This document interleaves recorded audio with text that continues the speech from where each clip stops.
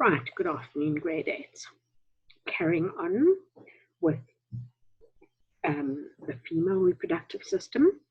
And at the end of last lesson, I was talking about the egg cells or ova that are present in the ovary of a female. And remember that I said to you that the process of egg production begins in a female's ovaries when she is still an embryo in the uterus of her mother. And then I also said that at the time that she reaches puberty, a whole lot of those potential little structures that are going to form egg cells have already deteriorated.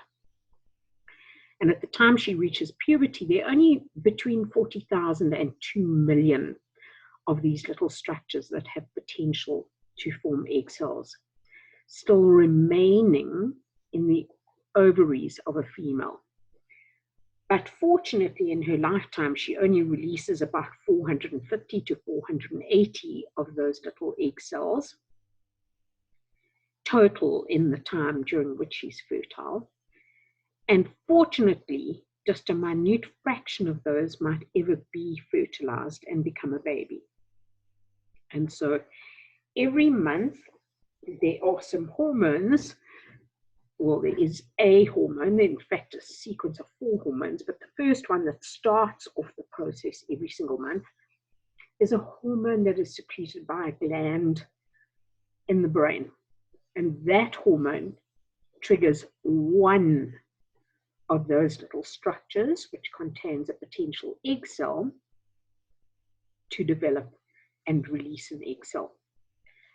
So one of those little tiny things in one of the ovaries normally will then develop that month. And when it is ready, it rises to the surface of the ovary and it bursts and it releases the little egg cell or ovum. And the process of bursting and releasing the egg cell is called ovulation. So when a female begins puberty, 1 egg matures per month. So that 1 egg bursts from the ovary, process called ovulation, as I said, and it passes down the fallopian tube. If it encounters a male gamete and is fertilized, then that fertilization process will normally occur when the egg cell is still within the first part of the fallopian tube. A fertilized egg cell, in other words, a cell that has fused with a sperm cell, is called a zygote. A zygote is important because it carries the genes from both the mother and the father. So that zygote then is moved along the fallopian tube, dividing as it goes, and it moves towards the uterus. So it's dividing and dividing and dividing. The moment a zygote divides, it's called an embryo. It's not called a zygote anymore. And by the time it reaches the uterus, it's already made up of quite a lot of cells. And so when it reaches the uterus, it embeds itself in the lining of the uterus. In other words, in the endometrium, the spongy lining of the uterus. And from there on, the little embryo develops, and it will remain for the remainder of the 9 months of the mother's pregnancy. So the word conception is the act of falling pregnant. And it occurs from the time that an egg cell and a sperm cell fuse. By then, the woman is already considered pregnant, and the little embryo will embed in the endometrium. If a female doesn't fall pregnant, the egg cell will carry on moving down the fallopian tube, and it'll start to degenerate. It'll start to disintegrate, and it gets less and less likely to be fertilized because it's not in a very fit state after a few days. So this particular structure, beautiful photograph, shows the moment of ovulation. So this part here is the surface of an ovary, and the little structure, follicle it's called, in which the egg cell has developed, has risen to the surface of the ovary, and it's pushed and pushed and pushed against the surface of the ovary until it eventually bursts out. And that moment of bursting out is called ovulation. And so what here is visible is this was the fluid, together with some cells, that surrounded the egg cell when it was inside the ovary. There are also a number of layers of cells around the outside of the little egg cell. And those you don't have to worry about, but the egg cell with the female's genes, chromosomes, is in the middle of this mass of cells. It's apparently quite a big cell, and it can even be seen with the naked eye as a tiny little speck. Now here on the right side of the drawing, you've got a magnification. And remember, you can use that magnification to work out things like what is the real size of the egg cell. Okay, so let's look at what a mature egg cell would look like. So this structure is the egg cell. Okay, everything inside there is the egg cell. So I told you that when it was released from the ovary, it was surrounded by some layers of other cells. And then there's a jelly-like layer and a membrane. There's the nucleus of the egg cell, and there's the cytoplasm of the egg cell. And the nucleus contains the chromosomes, which contain the genes, of the mother. As soon as this fuses with a sperm cell, in other words, as soon as fertilization has occurred, then there will be two sets of chromosomes within the zygote. There will be maternal chromosomes that came with the egg cell, and paternal chromosomes that were in the nucleus of the sperm cell from the father. Okay, copulation. So copulation, or sexual intercourse, occurs when a male inserts his erect penis into the vagina of the female. Remember that when a man ejaculates, he passes a fluid known as semen, which comes from the prostate gland, the Cowper's glands, and the seminal vesicle. And this semen contains sperm cells, and it's deposited into the female's vagina close to the cervix. The sperm immediately starts swimming up through the cervix, through the uterus, and into both fallopian tubes, where they may or may not encounter an ovum if a female has ovulated at that time.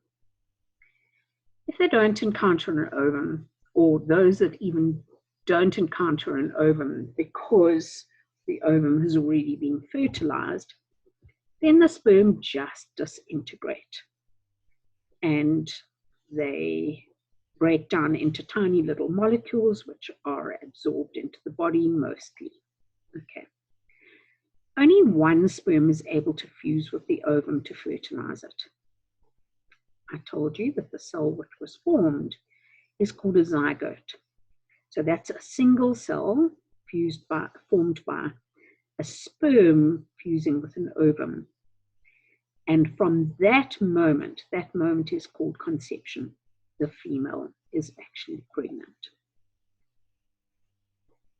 So for interest only, I mentioned this just now, the egg cell is one of the largest cells in the human body, typically visible to the naked eye without the aid of a microscope or any other magnification device. It's approximately 0.1 millimeters in diameter. So even that is really, really tiny, because if you look at a single millimeter on your ruler, it's tiny, tiny. So 1/10 of a single millimeter is tiny, tiny, tiny. So it'll look like a tiny little speck. Okay, so now you have to do the activity on page 78 of the textbook, and you need to show your calculations. But before you start, because this looks like a problem that could be impossible to anyone who, like me, hates anything concerning populations.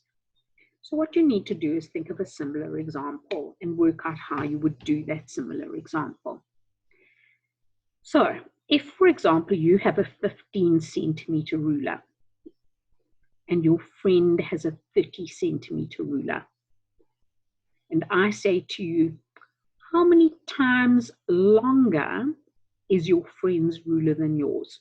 So not how many millimeters or centimeters longer, how many times longer.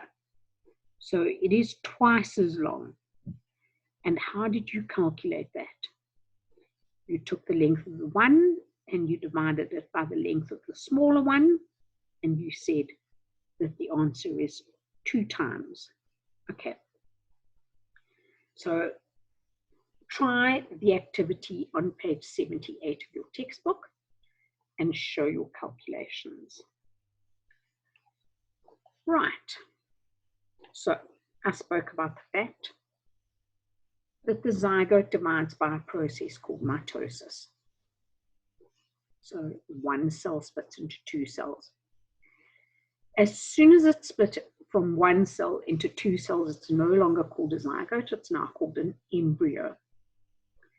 And the embryo continues to move down the fallopian tube towards the uterus, dividing as it grows. By the time it reaches the uterus, it has now got many cells in that little ball of cells, and the cells have rearranged themselves such that the ball is a little hollow ball, a bit like a soccer ball. And at this stage, it is called the blastocyst. When the blastocyst has reached the uterus, and those two things tend to happen simultaneously, it's reached the blastocyst stage by the time that it's reached the uterus. It sinks deep into the thick spongy lining of the uterus wall, and that spongy lining is a layer called the endometrium. The process of embedding in the endometrium is a process called implantation. Okay, so this particular drawing shows a sequence of events. It shows ovulation, because here's an ovary and a little egg cell has burst out of the ovary. Remember, the funnel-shaped beginning of the fallopian tube doesn't touch the ovary. But what it is able to do is the little finger-like projections of this funnel-shaped opening are able to wave around in the liquid that is in the abdominal cavity. And they actually cause a suction which pulls the ovum into the fallopian tube. And remember that the cells of the fallopian tube have little hair structures on their surface. Those little structures are called cilia, and they are able to waft. And by doing that, they actually move the little egg cell down the fallopian tube. So one of two things could happen to that egg cell. Either it could keep going down the fallopian tube, deteriorating as it goes and disintegrating, and that would be if it's not fertilized, or it may encounter a sperm cell and be fertilized. And I said to you that that normally happens in the first part of the fallopian tube. So let's presume this little sperm cell shown here fuses with the egg cell. It is now called a zygote. And this is called day 0 of the pregnancy. Okay, so that little single-celled zygote, I told you, contains chromosomes with genes from the mother and the father, maternal and paternal, and it's a single cell still. So it starts to divide. It splits into 2 cells, 4 cells, 8 cells. And by day 4, it's quite a number of cells, and it keeps on going. it's not growing. Each of the cells is getting smaller and smaller, which will be when you reach matric and you get taught why, you'll go, oh, that makes so much sense. So it's going down the fallopian tube, all the while being moved by the little cilia. And more cells. By the time it reaches the uterus, I told you it was called a blastocyst, and that's on about day 7 of after conception. And the blastocyst is a little hollow ball of cells. So it's got cells in the wall, and then it's hollow on the inside. Okay. It has now, in the last little day 6 or so, actually grown. So it's bigger than it was at day 4. And it sinks into the endometrium. The endometrium is this thick layer here. Okay. It's the lining of the uterus. It sinks into the endometrium, and that process is called implantation. And then from there on, this embryo starts to grow, and it develops a placenta and an umbilical cord, and eventually, after about 2 months, becomes recognizable as a human, and then it grows, and the female's uterus also grows. Don't worry about the names of these stages. So there's an unfertilized egg. Here's a zygote. You can see it's still basically the same size. 2 cells, 4 cells, 8 cells, 16. Don't worry that it's called a morula. And then this is a blastula or a blastocyst. And at this stage of the game, it would be in the uterus and it is ready to implant. Do not worry about these stages. And here's a micrograph showing an embryo at an 8-cell stage. Now you can't see 8 cells here. You can see 1, 2, 3, 4, 5, 6, 7, and 8 are on the other side of this thing. You can't see all 8 cells there. Okay. All right, so that's enough for today's lesson. What I would like you to do then is I would like you to do that calculation on page 78. I trust that you are not going to wait until I release the model answer. And it's also terribly important that you learn all the work that we've done so far so that I can give you an assessment at any time. I trust you.